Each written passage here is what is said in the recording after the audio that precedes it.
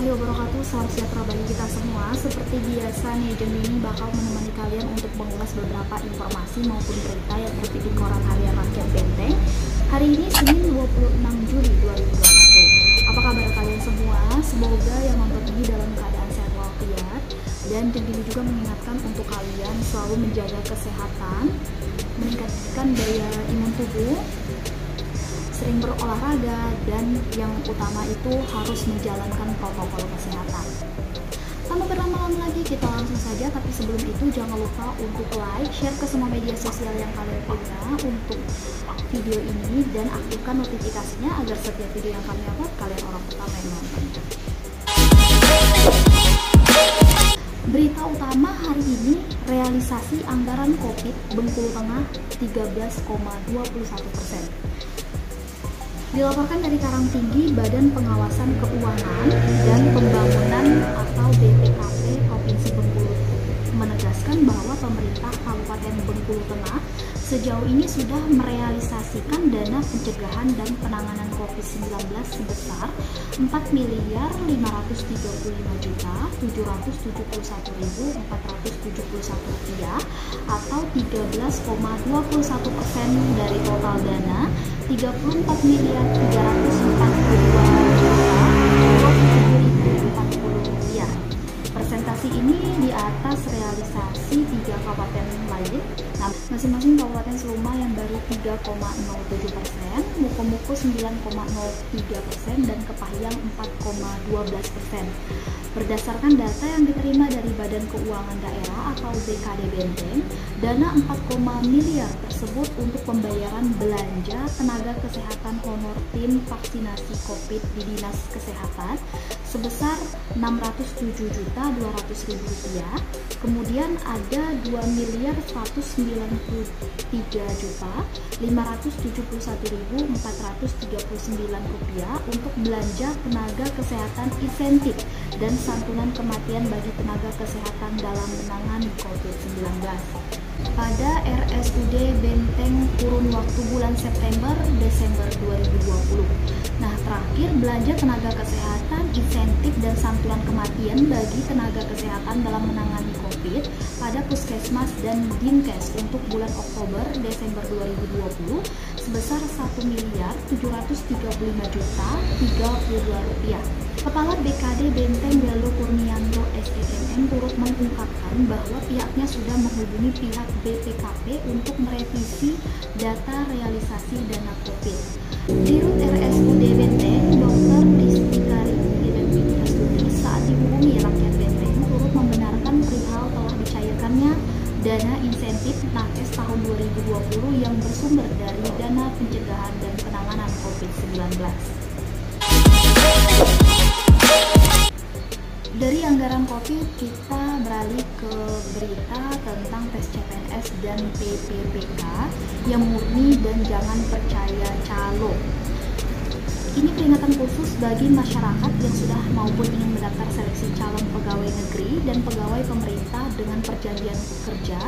Pasalnya dalam seleksi nanti tes akan dilakukan secara murni tanpa adanya pemberian imbalan dalam bentuk apapun. Nah, sehingga masyarakat diminta untuk tidak percaya oknum calo. Kepala Badan Kepegawaian dan Pengembangan Sumber Daya Manusia atau BKPSDM Benteng, Api Leslipi Eskom MSI mengatakan jika masyarakat untuk lebih membekali diri dengan belajar soal-soal sebelum menghadapi ujian, dibandingkan harus mengandalkan calo lantaran pada seleksi dipastikan murni tanpa adanya sogok-menyogok. Jika masyarakat yang menjadi korban penipuan bukan merupakan tanggung jawab panitia seleksi, sementara itu hari ini merupakan jadwal terakhir masyarakat untuk mendaftarkan diri secara online, sementara berkas terakhir diterima pada esok harinya. Saat ini terdata kurang lebih 7.100 orang yang mendaftar CPNS maupun PPPK. Sebelumnya menyerahkan berkas, masyarakat diminta lebih teliti lantaran jika terdapat kekurangan peserta dapat dinyatakan tidak memenuhi syarat atau PNS dan tidak lolos dalam tahapan seleksi administrasi. Selanjutnya, kasus laka pada pelajar versus truk masih ditangani Satlantas. Dilaporkan dari Tabak Penanjung, kecelakaan maut terjadi di ruas jalan lintas Bengkulu Kepahyang, tepatnya di kawasan Liku 9, Desa Tanjung Heran, Kecamatan Tabak Penanjung, pada Sabtu lalu, 24 Juli.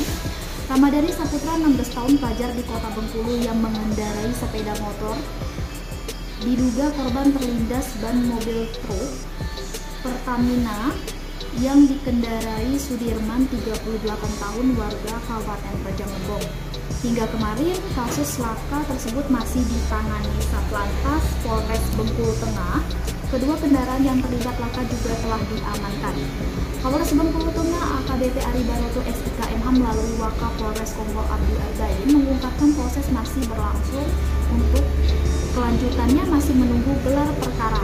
Nah, data berhasil dihimpun. Kejadian sekitar pukul 16:15 waktu Indonesia Barat pada Sabtu 24 Juli, Ramadhani berkendara dari arah Kabupaten Kepahyang hendak pulang ke Kota Bengkulu.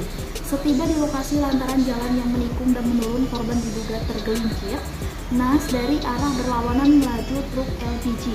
Lantaran jarak yang terlampau dekat, truk tak sengaja menabrak korban yang kebetulan tengah terjatuh. Diduga kepala korban selain membentur aspal terlindas ban truk. Dari halaman utama kita ke halaman liputan 11, yaitu warga sesalkan vaksin tahap 2 urung. Sedianya Sabtu 24 Juli lalu dilangsungkan vaksinasi tahap kedua di Puskesmas Sidodadi, Kecamatan Pondok Kelapa. Nah, warga dari dua desa pun, Sidodadi dan Sidorejo, sudah siap menyukseskan program pemerintah demi mencegah COVID-19 tersebut.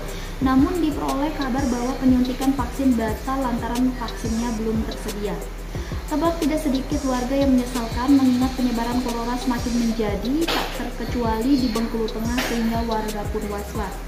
Kali Sidodadi Musli turut membenarkan penundaan vaksin tahap 2 tersebut, sementara jumlah warganya yang sedia menerima vaksin mencapai ratusan. Dikonfirmasi, Kepala Puskesmas Sidodadi Radiansyah Escape menerangkan bahwa pihaknya tak dapat berbuat banyak lantaran Puskesmas hanya melaksanakan jika ada vaksinnya. Untuk berita terakhir, ada jahe merah primadona warga Pagar Agung di masa pandemi. Tanaman jahe merah menjelma jadi primadona di banyak desa di Bengkulu Tengah. Pemerintah desa rame-rame memprogramkan budidaya tanaman yang dipercaya berkhasiat meningkatkan imun dari serangan virus. Salah satunya pemerintah desa Pagar Agung. Nah, hari ini warga setempat serentak menanam yang dilanjutkan memupuk bibit jahe merah di atas lahan seluas kurang lebih 50 x 50 meter persegi. Kades Pagar Agung Rudi Hartono mengatakan lahan yang ditanami tanaman produk unggulan desa tersebut merupakan lahan yang disewa dari salah seorang warga. Rudi menambahkan Fokudes berupa budidaya tanaman jahe merah berdasarkan kesepakatan antara perangkat dengan warga setempat melalui musyawarah desa. Nah, itu tadi beberapa berita maupun informasi yang dibacakan di terbitan 26 Juli 2021. Untuk kalian yang ingin lebih lengkap lagi, kalian bisa berlangganan koran dengan cara menghubungi karyawan yang bertugas atau datang langsung ke kantor Harian Rakyat Benteng. Kalian juga bisa mengakses website resmi kami di rakyatbenteng.com.